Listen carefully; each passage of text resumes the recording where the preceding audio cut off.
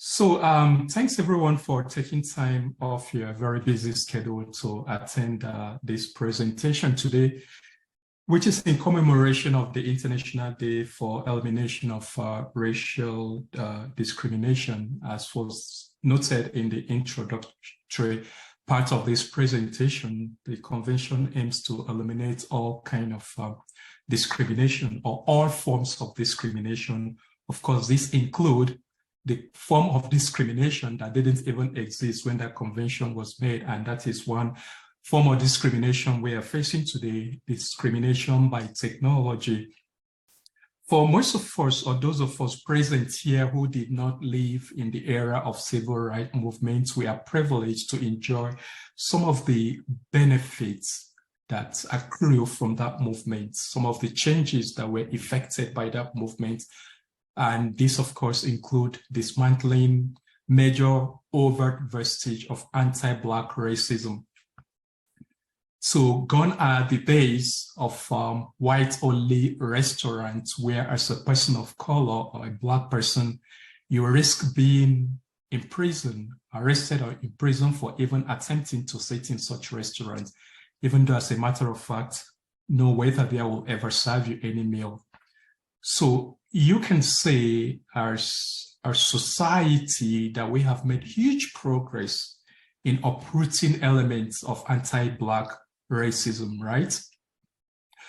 Well, I really wish I was not going to be the messenger of doom today, but I've got some bad news to share. And that is the fact that the progress we have made as a society in the civil rights era is now being subtly overturned by one of the most transformational technology that has ever been invented by man, and that is artificial intelligence. Artificial intelligence is indeed a very broad field of scientific endeavor, but for the purpose of this presentation, we will narrow down to just one aspect of this AI technology, where as a Black person or as a person of color, you should really be concerned about the use of this technology. And that is in the area of artificial intelligence facial recognition technology, or AI facial recognition technology, especially its use in law enforcement. Now, before I go into my presentation, I must confess that this this research is still at a very early stage. But notwithstanding that, the research has actually revealed some cause or serious cause for concern with regards to the use of this technology. We are today witnessing increasing use of AI facial recognition technology in the public sector, from immigration enforcement to criminal law enforcement, criminal law enforcement, and even much more. AI facial recognition technology has indeed been touted, as a major innovation in the field of artificial intelligence or AI. However, the fact though is that the use of this technology comes with increasing concern about its ability to perpetuate race-based bias and discrimination against Blacks and people of color. And this is part of what Michelle Alexandra referred to as the new Jim Crow, which was, of course, the title of her book, or by Ruha Benjamin, who referred to it as the new Jim Code. The AI black box has been shown to have, AI facial recognition black box has been shown to have higher tendency to misidentify Black people and people of color. And in some cases, which we are going to be seeing soon, it has actually resulted in their wrongful arrest and detention. Now, it is important to state at the beginning of this presentation that I am a critical race scholar, right? And as a critical race scholar, I use critical race theory in identifying elements of racism, conscious and unconscious, in new and emerging technology. So using this, the critical race theory, my presentation will highlight how AI facial recognition technology perpetuates racism and adversely impacts Blacks and people of color. So the starting point for this presentation then will be to acquaint the viewer here or the attendees here or participants with my view of critical race theory. And this is very important because it is a theory that has been grossly misunderstood, misrepresented to the public. And this is especially the case if your understanding of critical race theory comes from watching Fox News Network and similar news network.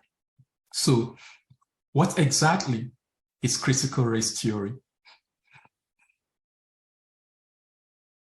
Well, critical race theory is an academic and legal framework that was developed by legal scholars in the United States in the 70s and 80s. And these scholars were intent in understanding the lived experience of people of color in a judicial system that presented itself as objective, race neutral, and colorblind. Critical race theory was developed in response to the apparent limitation of the traditional civil rights movement in addressing some elements of structural racism. While the traditional civil rights movement in the United States was instrumental in uprooting overt elements of racism, such as segregation, denial of rights to vote, among others, there were many other forms of racism that were buried in institutional practices, in laws, in policies that were not similarly apparent. And these elements of racism surreptitiously fell under the radar of the civil rights movement and continued to thrive in most cases, unknown even to the civil rights activists. So critical race scholars are of the view that racism transcends beyond individual course of action, that it is deeply entrenched in institutional structures and systems in society, including laws and policies. And such racism is further perpetuated by a social system that tends to portray itself as race neutral, as colorblind, thus further concealing the existence of such racism in the society. Critical race scholars assert that law has been an instrument for perpetuating racial inequality and that the legal system has also continued to uphold racial hierarchies in the society.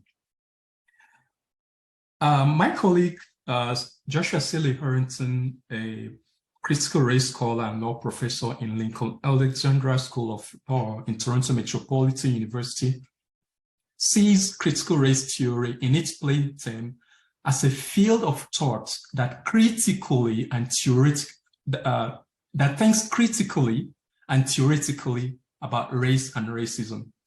He went on to highlight three central tenets of critical race theory as identified by race scholars, and those are one, that race as a social construction, race as a means of subordination, and race neutrality uphold race subordination. So let us break down these three tenets identified by critical race scholars, starting with race as a social construction. Okay, now, many people see race as just a biological characteristic. The color of your skin is a biological characteristic that was transmitted at your biological conception. But to critical race theory, race is not just a biological characteristic, but rather the use of biological characteristics to create a social structure and then using that structure as a tool for subordination. Now, come to think critically about this. Of all the biological characteristics possessed by humans, why is the color of their skin more dominant than any other characteristic? If we have a social structure that classifies people on the basis of their race, why do we not have a social structure that classifies people also on the basis of their height, their body size, their hair or eye color. Those are biological characteristics too, aren't they? And yet, for many individuals, this particular characteristic, their race, determines their interaction with social institutions, their ability to secure credit from financial institutions, where they live, the value of their property, whether they are stopped or pulled over by police, and if they are, whether they go home alive after that interaction or wind up there, like George Floyd. So critical race theory has a case for asserting that race is not just a biological characteristic. The fact that the color of our skin plays such a dominant role in our social interaction, notwithstanding the fact that all persons, irrespective of racial ascription or identification, share 99.9% of the same gene. And that fact lays credence to critical race theory's assertion that race is a social construction rather than a biological characteristic. Now, another element of tenet of critical race theory is that race is a means of subordination. Critical race theory considers race as a means of subordination, and citing back again to the work of Seeley Parenthal, he identified three theoretical classifications of racism by critical race scholars. First is systemic racism, which is evident in apparent colorblind laws and norms that disproportionately impact individuals from particular racial group or from particular group characterized by their race. And then second, it's implicit racism, which results from, particular groups being associated with some negative societal trait. And a very good example here I would like to cite in the immigration context, it was evident from a recent report that was released by the Department of Immigration, Refugee and Citizenship Canada, which found a widespread reference by staff of this department to individuals from Africa as the dative 30.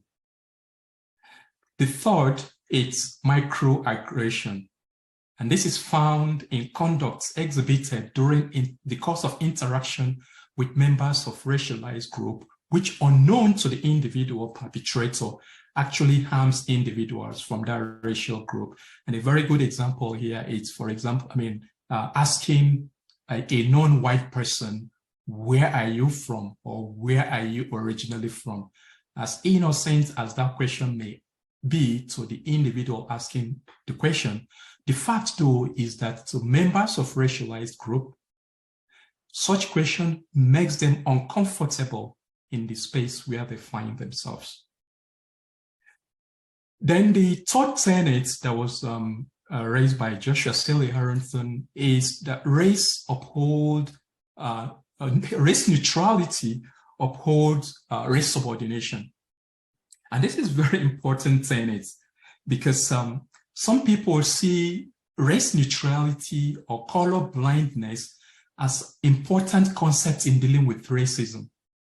So this implies, treating everyone equally without taking into consideration their race as a factor in that treatment. Now, this position may appear just on the face of it. Of course, what could be wrong with, treating everybody equally, you might say. But to critical race theory, race neutrality or color blindness is a part that at best uphold race subordination. The concept of race neutrality or color blindness fails to take into consideration the fact that some racial groups have historically benefited from racism, while some other groups have historically been disadvantaged and continue to be disadvantaged by racism. So the concept of color blindness, race neutrality, meritocracy, treating everyone equally actually works against equitable race-conscious policies and measures that may confer advantage to individuals from racial group that has been historically disadvantaged by racism, especially where such measures are aimed to help address their historical, disadvantage.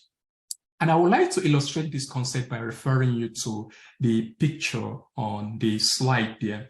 So first of all, we start with the picture of inequality. Now, you notice from that tree there that, this is a system that has kind of developed historically to benefit particular individual in that picture to the disadvantage of the other individual. Now, the picture of equality is where the concept of color blindness comes in, treating everyone equally. So that means you give equal ladder to these two individuals to assess the benefit in that system.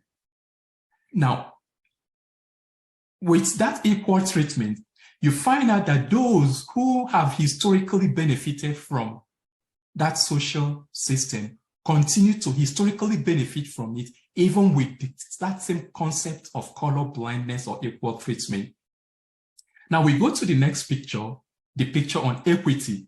So this is where you now have race-conscious policy that are targeted to assist those individuals that have been historically disadvantaged because of racism in order to be able to assess the benefit that has been historically kept away from them, which is, of course, the adverse impact of racism on them.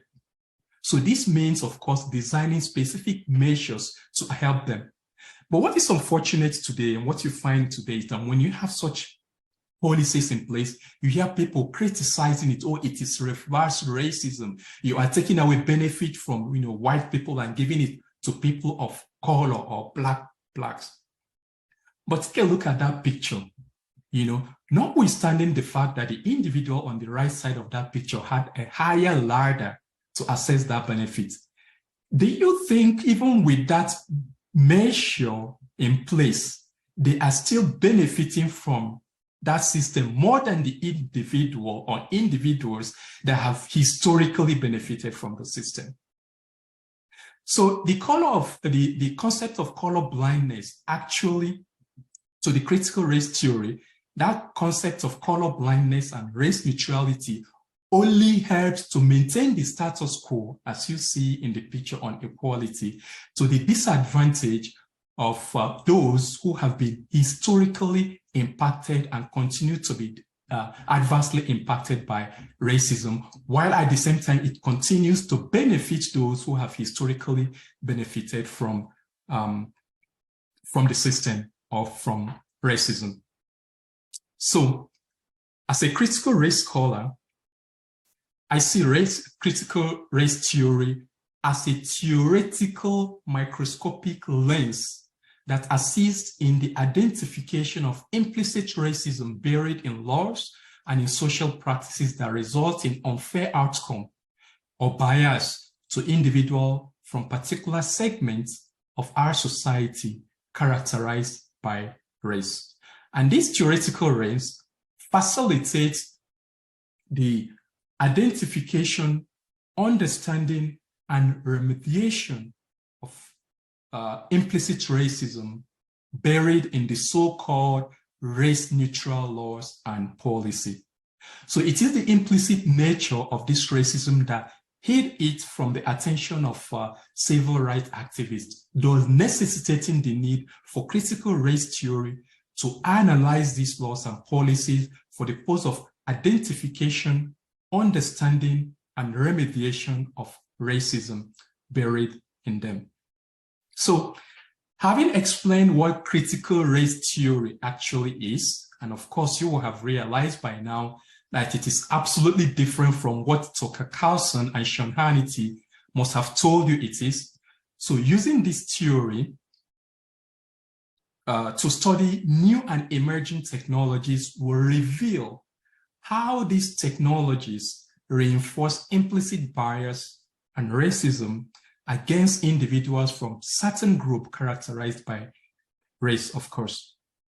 So I will use this theoretical lens to analyze one of the most transformative technology ever invented or developed by man, that is artificial intelligence, but more specifically, facial recognition technology. And I will start this analysis or this technological analysis with algorithm and bias. So, and when I talk about bias here, I'm specifically referencing or referring to racial bias.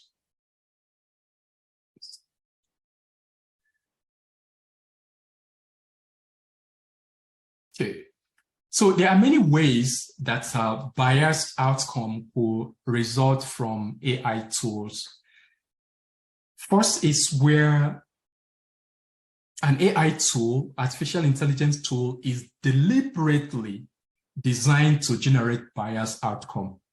Now, this is a very rare, but if it exists, then of course a clear case of explicit bias resulting from bad faith software engineering. So this is a rare case. We're not going to spend time talking about it. But the second and third situation is the one that will concern us. And the second situation is where biased data is used to train a computer algorithm to make prediction.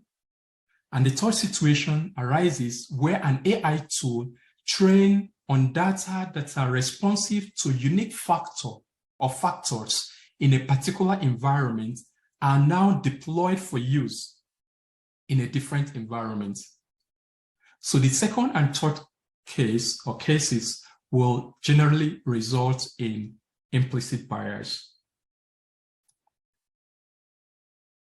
A research study undertaken by a US non-profit newsroom, ProPublica, revealed the tendency of AI criminal justice risk assessment tools to perpetuate existing racial bias and stereotype in the society.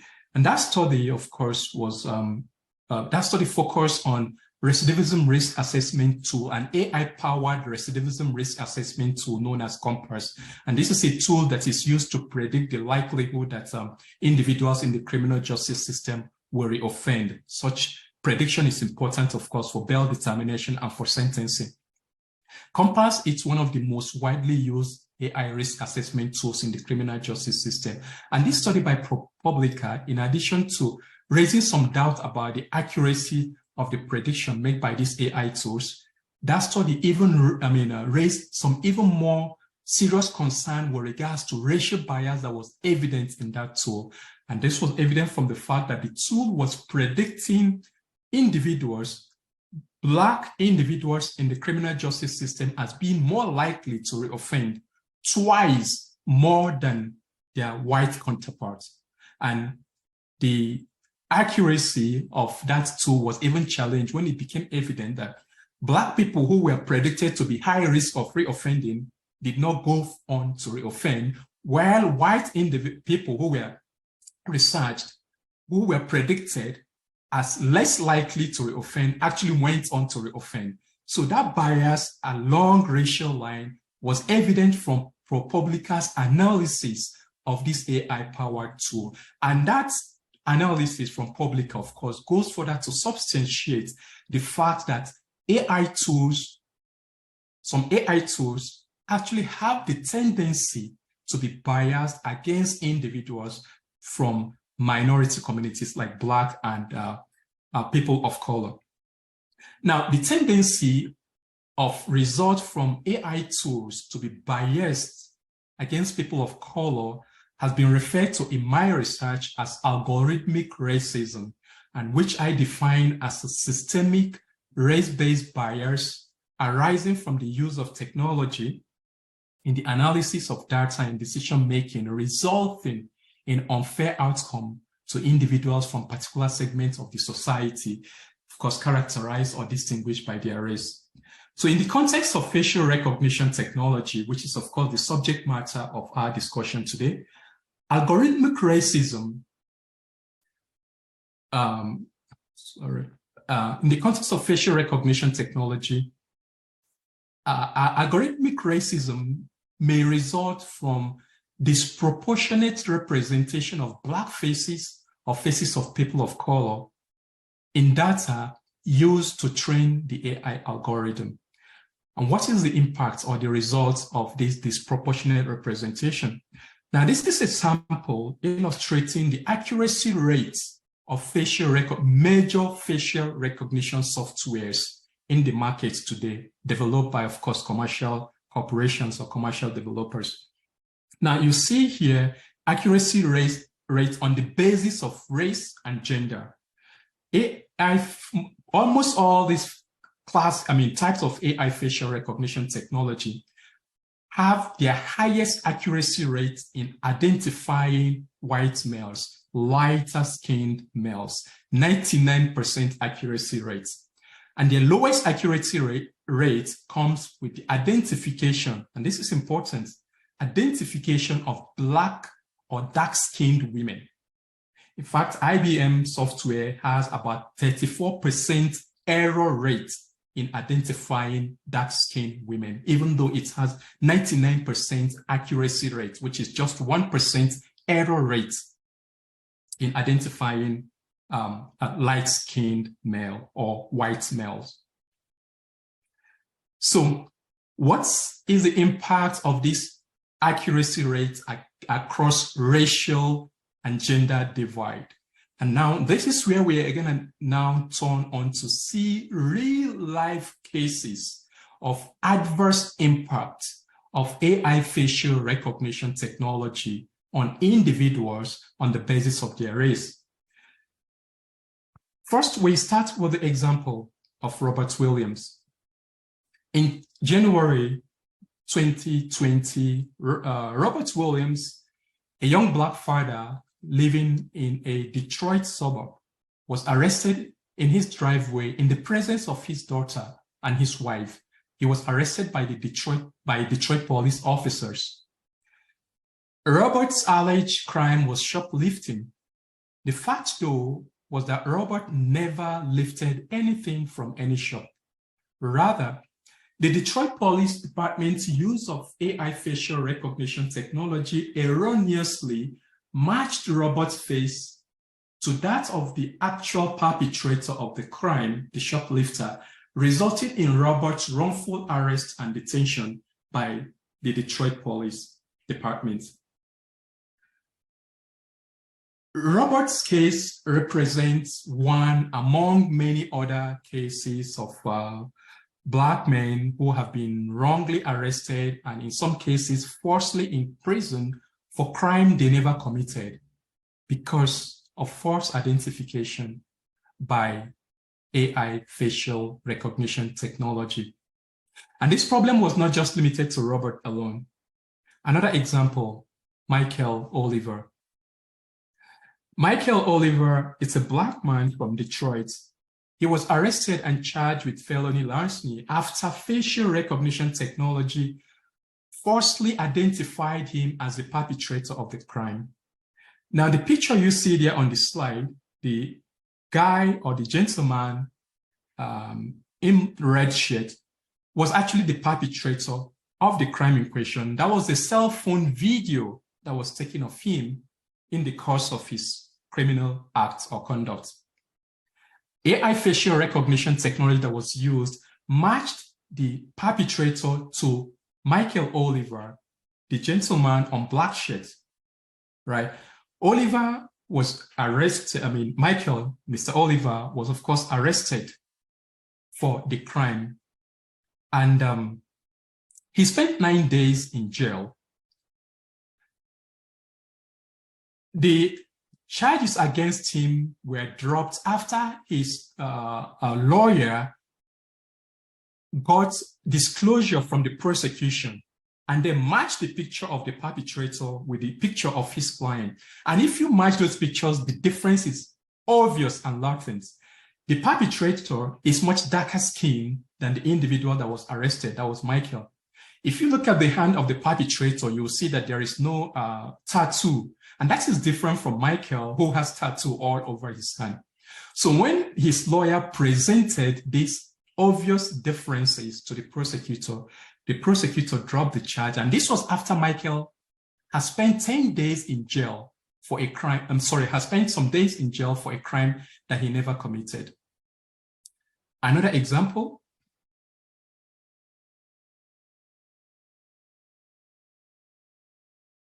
Okay, sorry.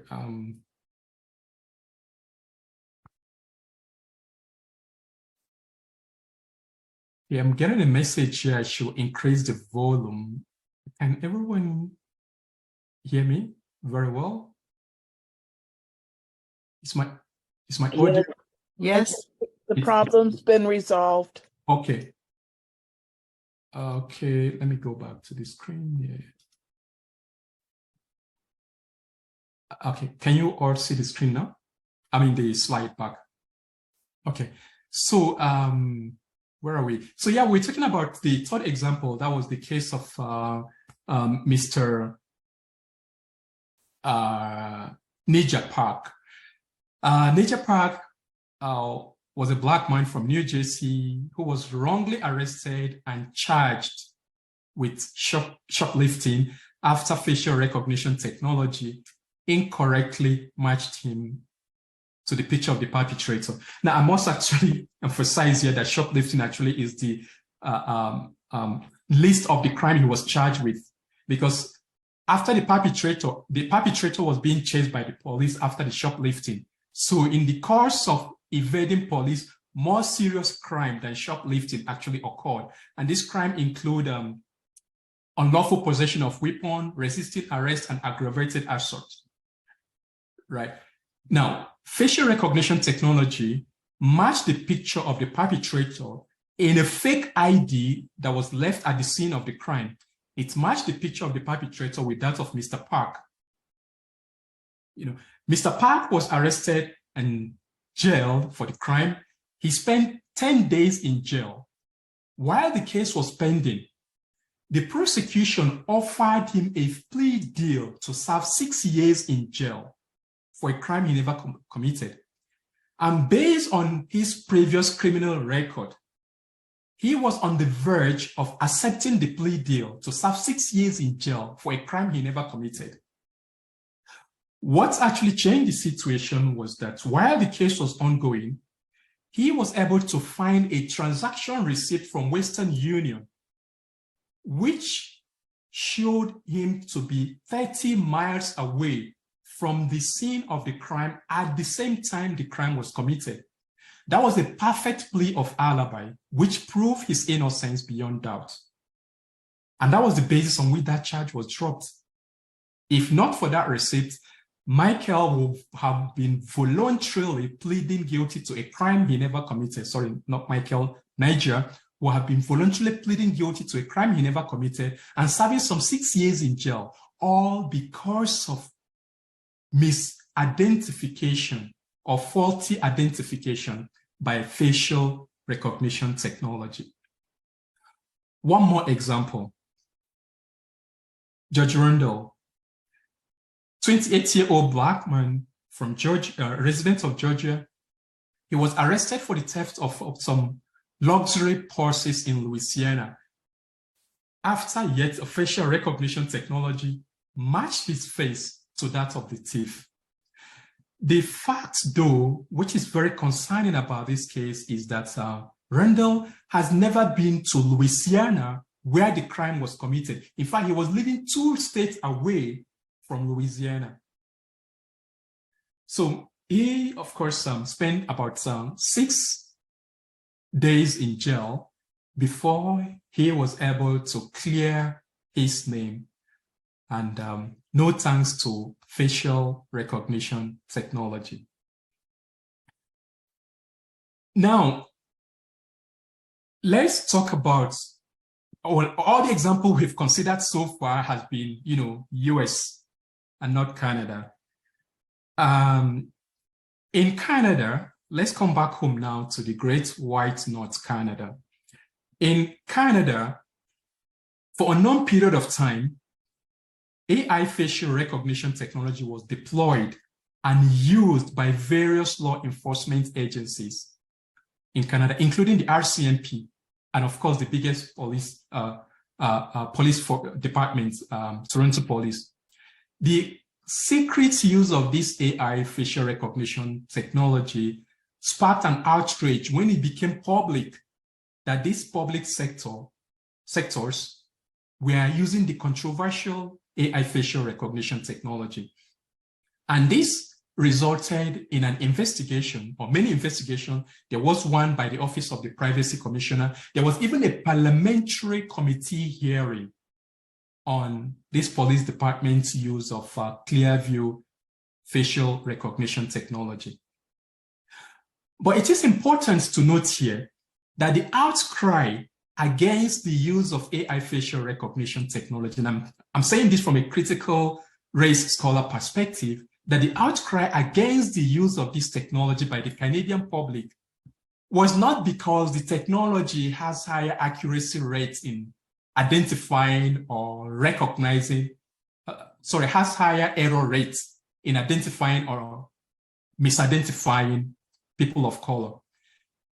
The outcry against the use of Clearview facial recognition technology was based on the unethical and indeed unlawful method that was adopted by the developer of this technology in scrapping the internet for people's photos without their consent and using these photos to build their database. That was the basis of the outcry against the police department use of Clearview facial recognition technology.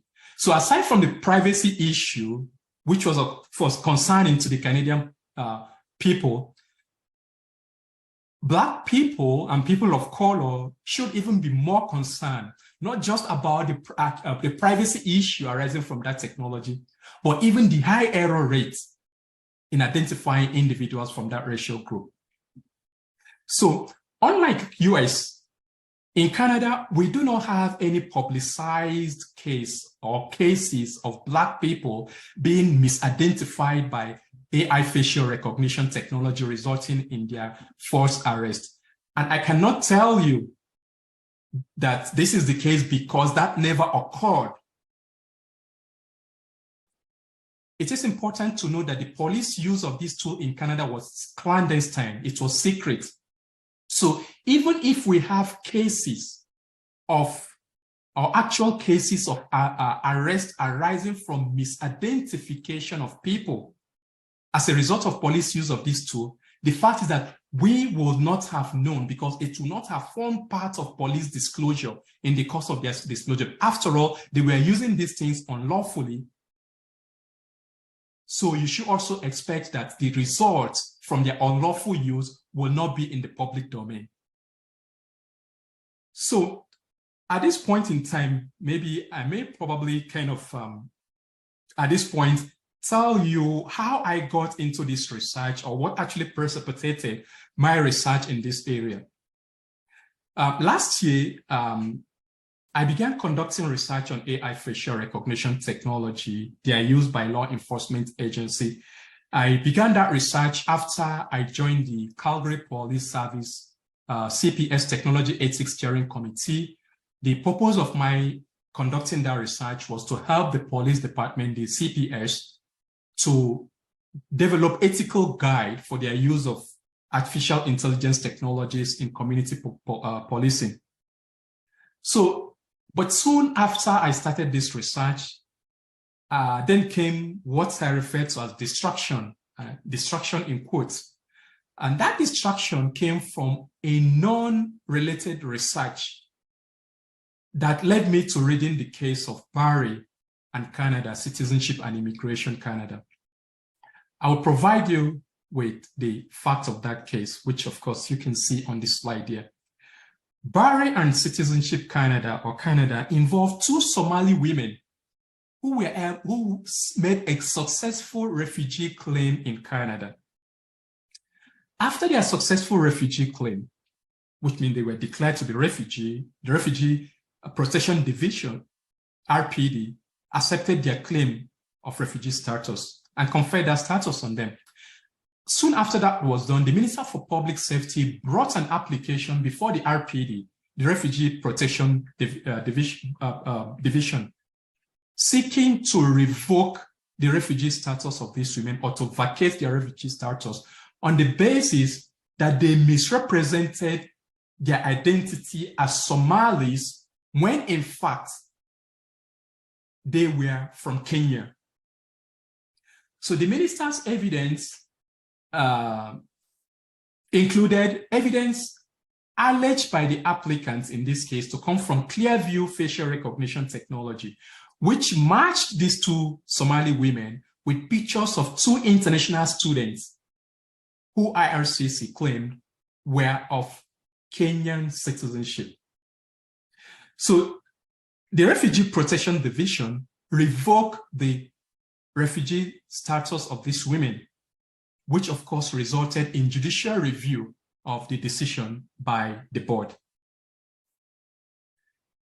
One of the issues that arose in the judicial review proceeding was whether the minister used facial recognition technology, that is the Minister of Public Safety, used facial recognition technology in photo comparison of these women with the other Kenyan nationals they were said to have, to be a match.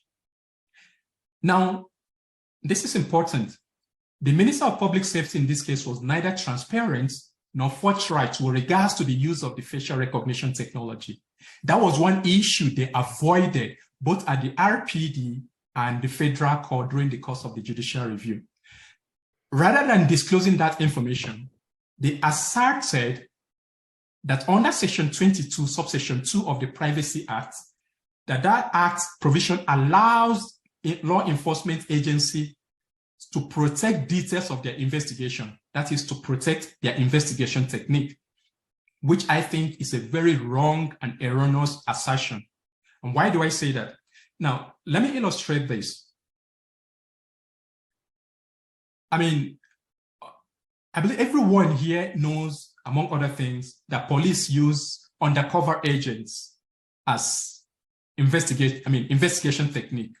I mean, we don't have to be career criminals to know that they do that, basically using undercover agent. So the fact that police uses undercover agent is not protected by investigation, it's not an investigation technique protected by investigation privilege. So if I ask, I'm a defense counsel in a criminal matter, I ask the police, did you use an undercover agent in investigating this matter?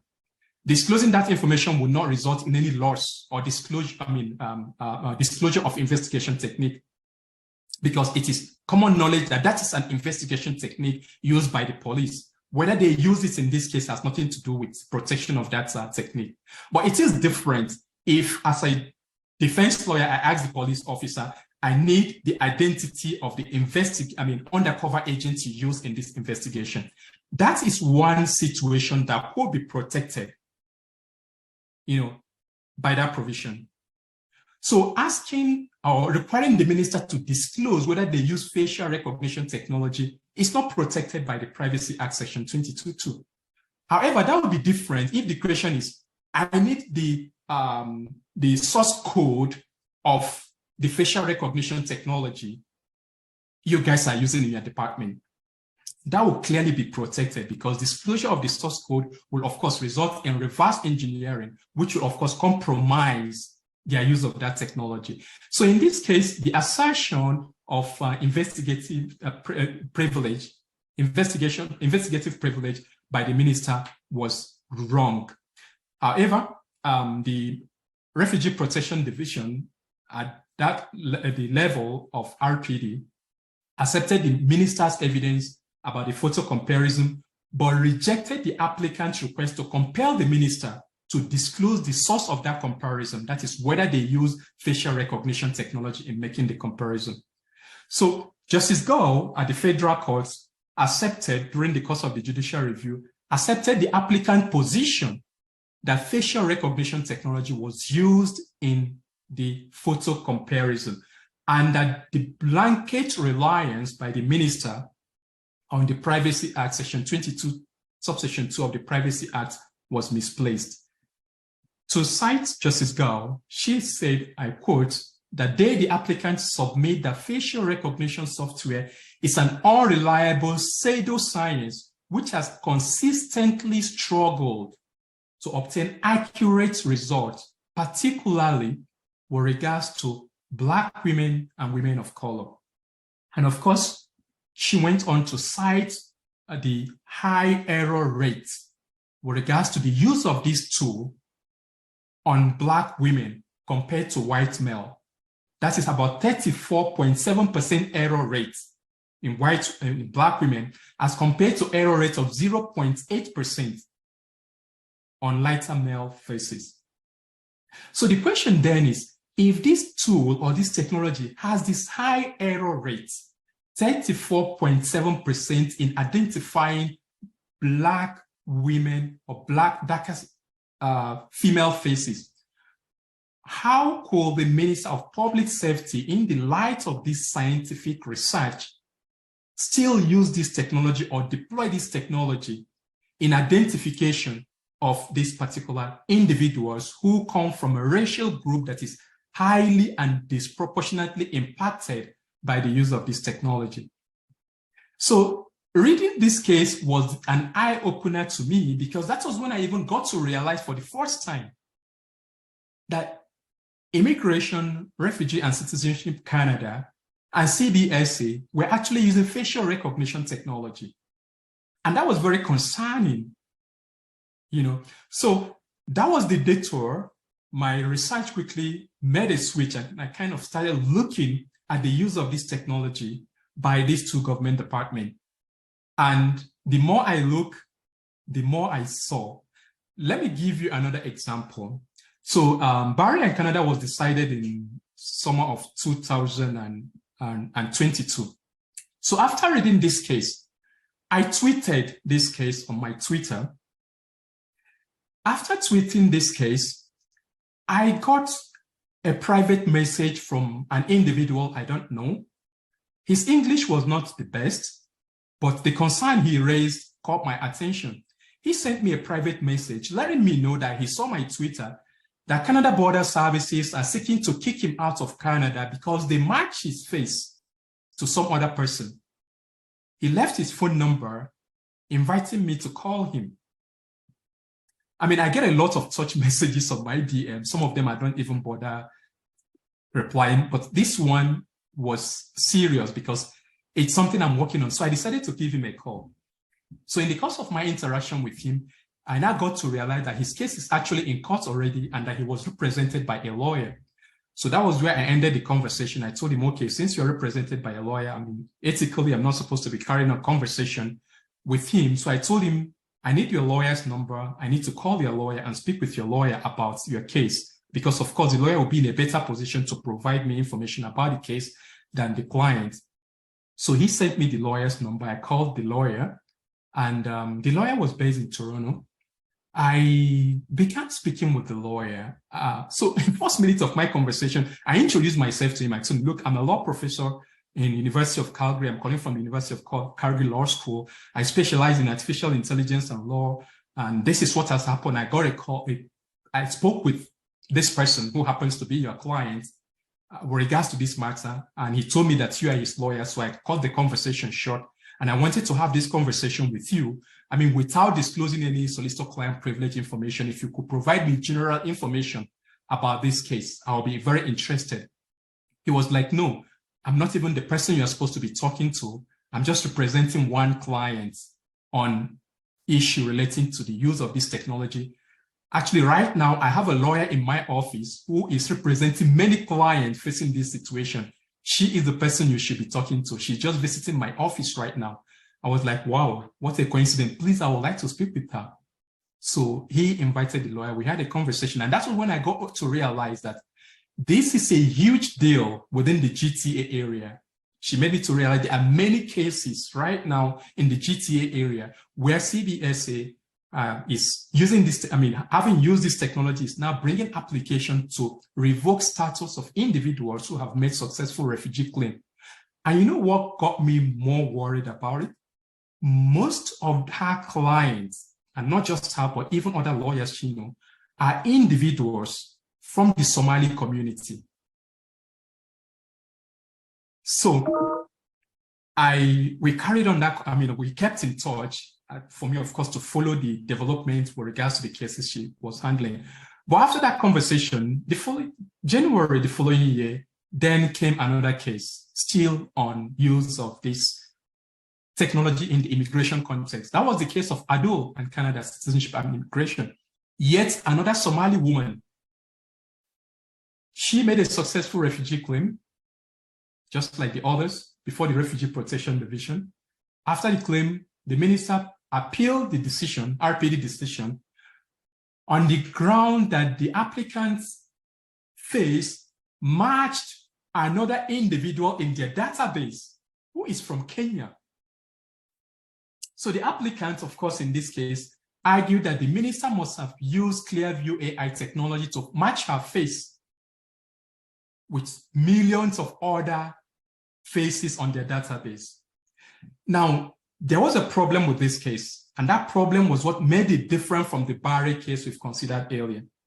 In Barry, the applicant made a consistent effort for the minister to disclose the technology they used. That effort was rebuked by the minister and by the RPD. They weren't able to get access to the technology or to the information, whether they used the technology.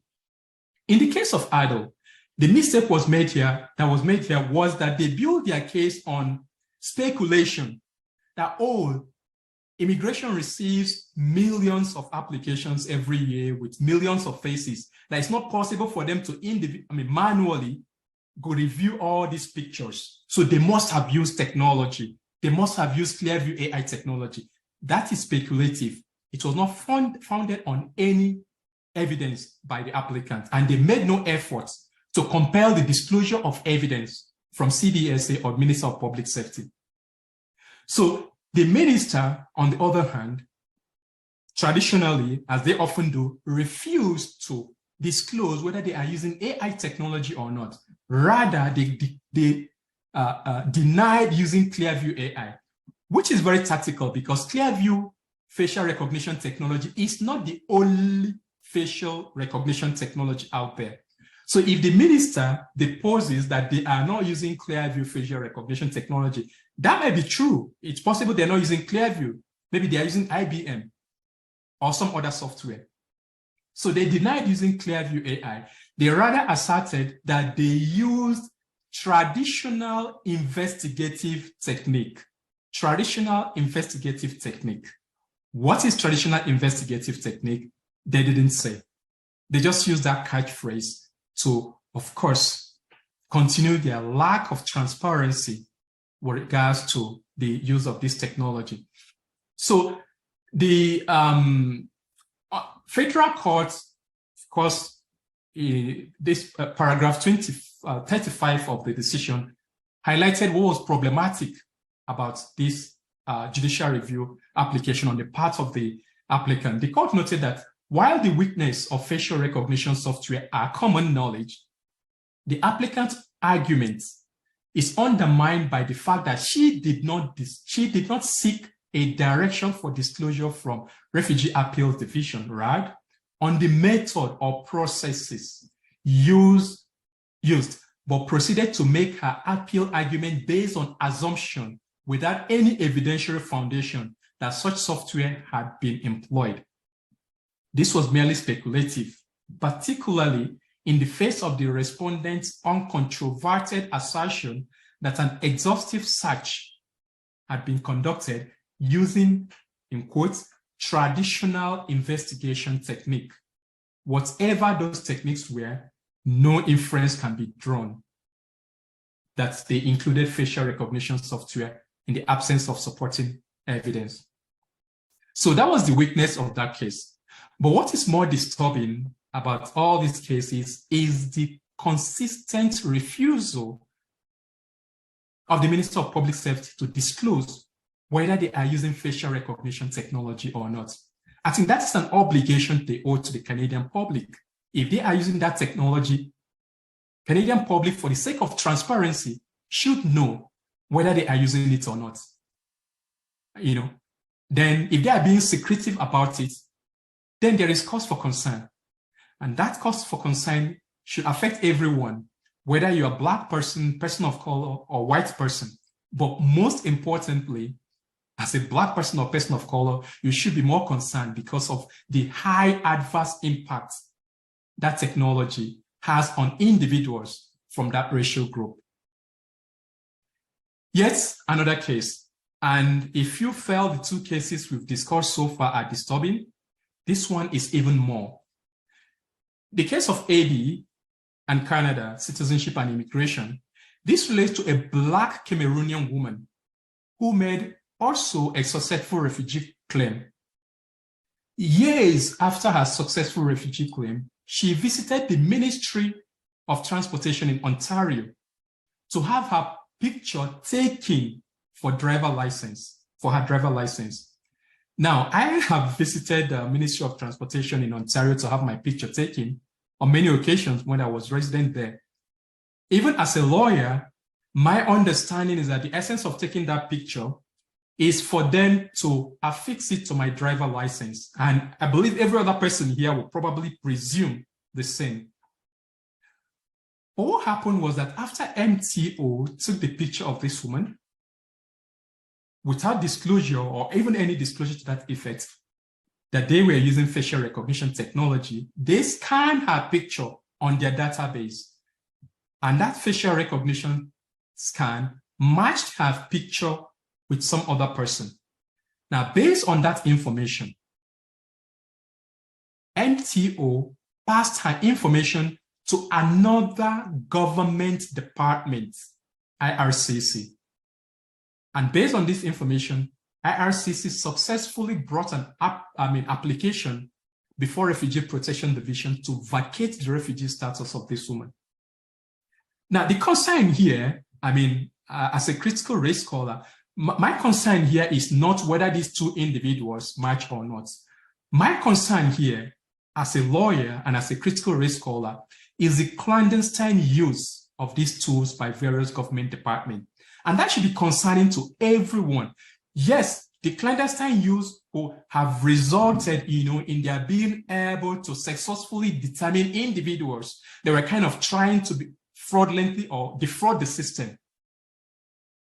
But the question then is, for these few individuals we know or that might have been caught in the act, how many other individuals might have been erroneously matched using that technology? And that should be more concerning to you as a lawyer or to me as a lawyer, because as a lawyer, we often say that it is better, to discharge one guilty person than to, it is better to discharge 10 guilty persons than to convict one innocent person. So our concern with regards to the use of this technology is not its ability, just its ability to, catch individuals who are wrong in the act, but even more concerning, those innocent individuals who may actually be falsely identified by this technology that has over 34% error rate in identification of individuals from this particular racial group. So from what we have seen so far, facial recognition technology has a very high error rate when it comes to identifying individuals, from racial group like Blacks and people of color. What could be the reason? Well, I'm not a software engineer to determine or to analyze this technology to know what actually is the reason. But generally, the reason for that error rate, of course, normally arises. We talked about algorithmic bias, of course, when individuals from particular racial group are disproportionately represented in the training data used to train the algorithm. It is a known fact that IT field is a predominantly white male field. So individuals designing this technology are predominantly white male. Where you use predominantly white male faces to train this technology, it will have an excellent near perfect accuracy rate in identifying white male faces. And it does, over 99% accuracy rate. When individuals from other groups are not adequately represented in the training data used to train this technology, the impact is going to be there. We are not saying that individuals who develop this technology set out to be consciously or deliberately biased or racist. But racism is not about intention. There will be racism arising from even unintended acts. right? So far, facial recognition technology, because of the high error rates it has with regards to identifying faces of individuals of color and Black individuals, that high error rate, of course, makes it a racist technology because of the bias against individuals from this particular group. So in conclusion, in Judeo-Christianity, we learn that man was created in the image of God, and in AI, facial recognition, in AI, we learn that facial recognition technology was created in the image of the white male. And until that technology evolved to accurately reflect the image of Black people and people of color, it will remain a technology that is entangled in a complex web of racial bias. So for now, that technology may adequately and appropriately be used in identifying white male faces. But that technology needs further training improvements before it can be rightly deployed for the purpose of identifying faces of individuals or darker skinned faces. Thank you very much for your time in attending this presentation, and this will mark the end of my presentation. I will be very happy to take any questions from the audience.